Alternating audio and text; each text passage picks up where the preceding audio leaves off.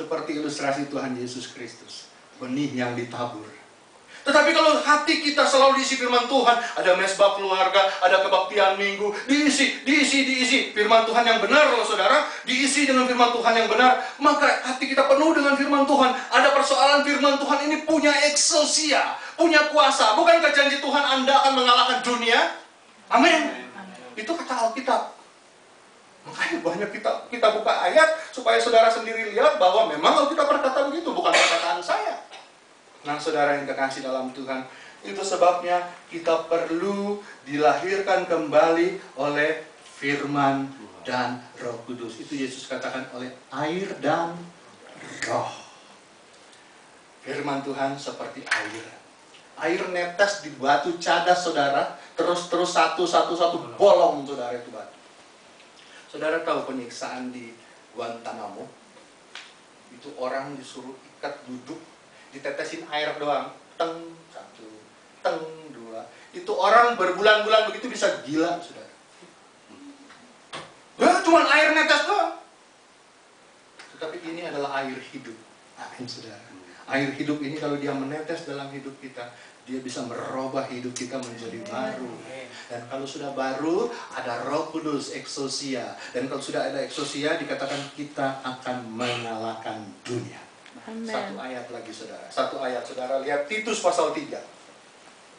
Titus pasal 3. Titus pasal 3 ayat yang kelima. Saudara lihat ayat yang kelima.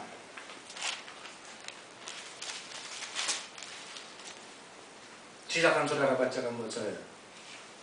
Pada waktu itu dia telah menyelamatkan kita bukan karena perbuatan baik yang telah kita lakukan, tetapi karena rahmat-Nya oleh permandian kelahiran kembali dan oleh pembaruan yang dikerjakan oleh Roh Kudus. Saudara lihat, tetapi oleh karena rahmat-Nya oleh permandian kelahiran kembali dan oleh pembaharuan yang dikerjakan Roh Kudus. Di sini oknum Roh Kudusnya ada, ya.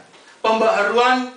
Jadi pembaharuan hidup kita itu dikerjakan oleh Roh Kudus. Tetapi di atasnya saudara lihat, saya baca ulang, pada waktu itu dia telah menyelamatkan kita bukan karena perbuatan baik kita yang telah kita lakukan, tetapi karena rahmat-Nya oleh permandian kelahiran kembali dan oleh pembaharuan yang dikerjakan oleh Roh Kudus. Kita sudah jelas tentang Roh Kudus yang baru saya ucapkan, baru saya bicarakan.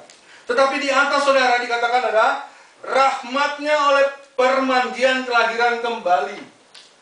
Ada banyak orang salah dengan ayat ini. Padahal ahli-ahli Alkitab. Ayat ini bukan berbicara baptisan. Sebab di dalam bahasa aslinya ditulis dengan kata lutron. Lutron itu artinya pembasuhan. Kalau baptis akan ditulis dengan kata baptizo. Tetapi karena ditulis dengan lutron, bukan baptis. Nggak mungkin ada orang dibaptis, saya lutronkan engkau di dalam nama Bapa dan Roh Kudus. Nggak mungkin, harus dibicarakan, saya baptiskan engkau dalam nama Bapa dan Roh Kudus. Nggak mungkin dirubah menjadi kata lutron. Nah, kata lutron ini konteksnya adalah firman Tuhan. Firman Tuhan membasuh, membersihkan kita, ya. Firman Tuhan membersihkan kita bersama dengan Roh Kudus sehingga kita menjadi seseorang yang sudah dilahirkan kembali. Firman Tuhan mencuci kita. Lutron, bukan baptis, saudara. Nah, saudara-saudara yang terkasih dalam Tuhan, kembali ayat ini mengatakan bahwa rahmat Tuhan yang oleh permandian kelahiran kembali itu lewat firman, dan oleh pembaharuan yang dikerjakan oleh Roh Kudus itu lewat Roh Kudus. Jadi firman dan Roh Kudus itu berjalan bersama dan merubah saudara menjadi baru.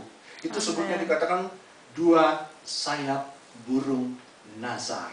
Amen. Sayap yang satu dan sayap yang satu menjadi burung nazar, baru bisa terbang mengatasi badai. Ada firman dan Roh Kudus, baru bisa terbang jauh dari mata si ular antikristus kalau ada firman dan Roh Kudus. Tapi kalau aja satu susah terbang ya saudara. Nah, di sini kita melihat bagaimana pentingnya satu kelahiran baru bagi anak-anak Tuhan. Jadi bukan sekedar kata bertobat, udah. Lah kita ngerti nggak apa itu bertobat? Nah ini yang saya sampaikan tentang kelahiran baru, tentang pertobatan. Satu ayat paling terakhir saudara buka 2 Korintus pasal 5. 2 Korintus pasal 5 ayat 17. Mari saudara bangkit berdiri, kita baca sama-sama 2 Korintus pasal 5 ayat 17.